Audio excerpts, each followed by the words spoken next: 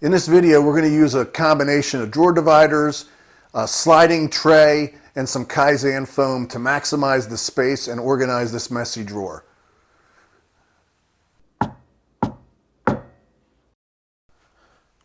To get started, I took everything out of the drawer and I tried to put it in little piles of similar items. These are all unique items, so these will probably wind up in the upper tray. And then since these clamping blocks are the least used, I'm going to start with these and I'll set these to the back of the drawer. And I'll start laying stuff out in the drawer to get an idea of how much space everything's going to need. So to maximize the space in this drawer, what we're going to do is we're going to build full depth bins in this section from here back, and then shallower bins from here forward that'll allow the sliding tray, which it'll be a different size than this, to go over top of these. So we'll take some basic measurements, we'll cut some of the strips, and then I'll show you how we're going to do the joinery on the strips. So the next step is to cut grooves similar to this. We'll show you how to do that so that these things can go together like little puzzles. Right? Like so. So we'll show you how we're going to do that with the shorter ones. And then you just repeat it as you do your layout.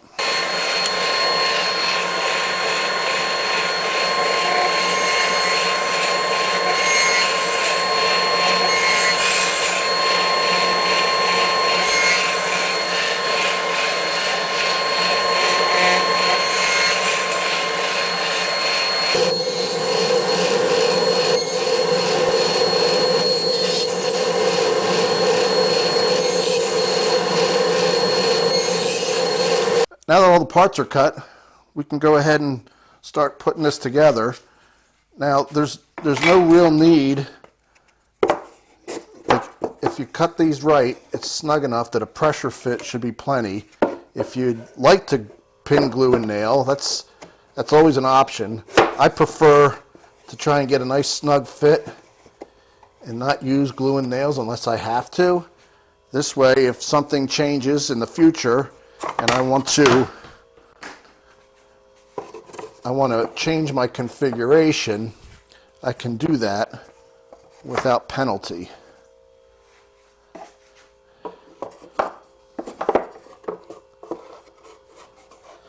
And it might take a little maneuvering to get it all lined up, but if the cuts were accurate,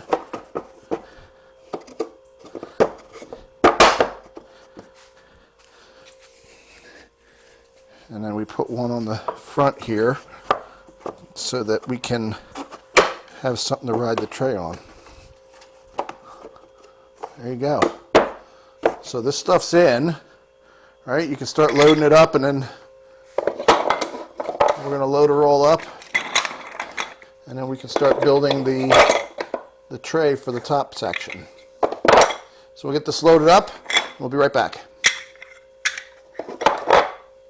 So the next step is to make the tray that the foam's going to sit in, and we're going to make the tray 10 wide, which is halfway the width, by, I don't want it to be tight, so we'll go 12 and a half. Yeah, 12 and a half will work out good. Okay, so we're going to use strips this thick for the edges, so I just got to cut these down, cut a bottom out, and we'll show you the assembly. So we'll be right back. Now that we have our parts cut, we're going to go ahead and glue and pin nail this just to hold it in place to dry, and then we'll cut a piece of foam to go inside. So let's go ahead and do that.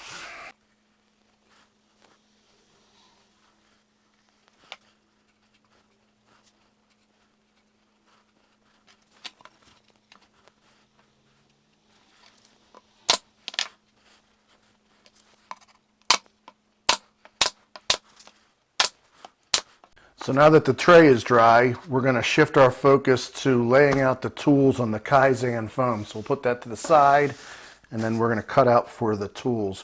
So this Kaizen foam comes in a lot of different colors and sizes, and as you can see, it's got layers to it. So one of the methods to cutting this out is to peel back the layers, which we'll show you, but I'll also show you another method using my router, which I feel gives you a little cleaner finish. So the first thing we have to do is lay out the tools and see how we want them to fit in the tray.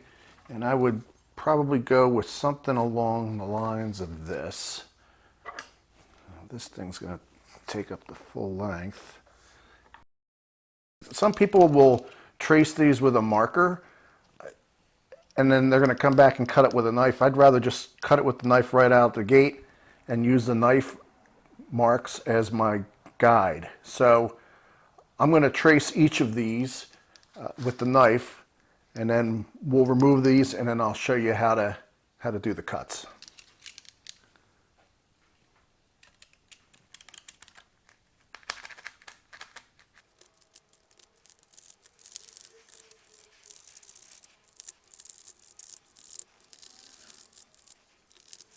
Okay, we got it all cut out now. Hopefully you can see that.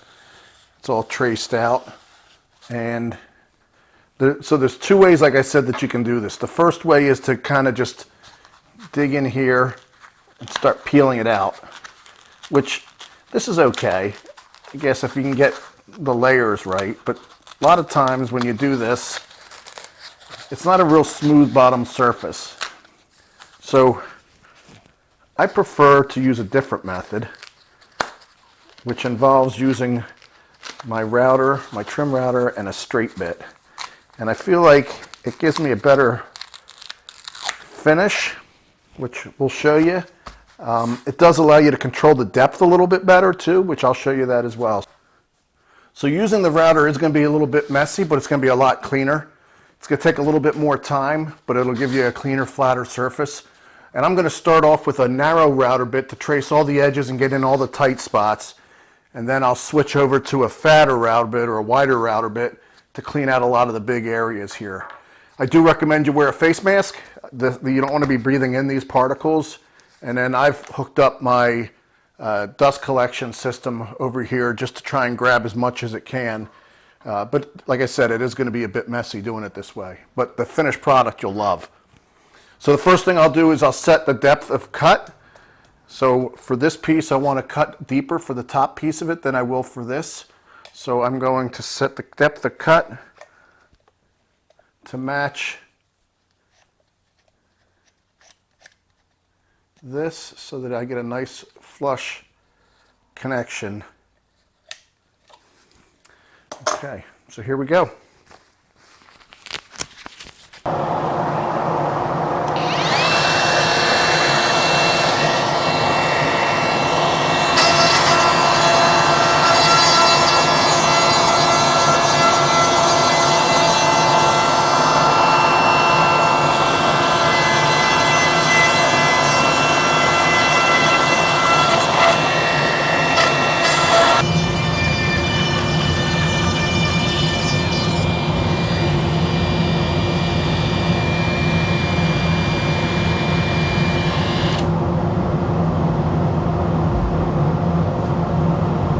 So as you can see, while the router makes a bigger mess, it does allow for more precision when you're cutting out the foam. One last little trick before we finish up is to take a heat gun and just lightly heat up the surface of this. And what it does is it kind of puts a crust over top of the foam and in the areas you cut out so that you don't have any like fraying and tear out moving forward. So I'll show you what that looks like.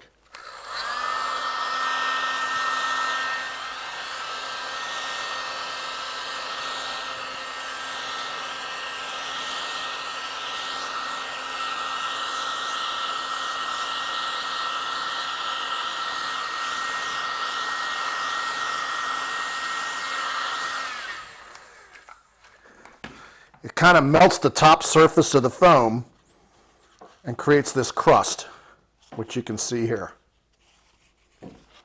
So, and that's it. Put the foam inside the tray. Load her up.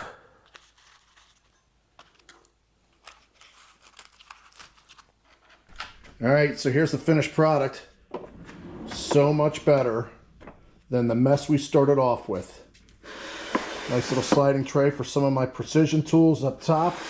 Easy to find stuff, well organized. And here's a couple other drawers that I did.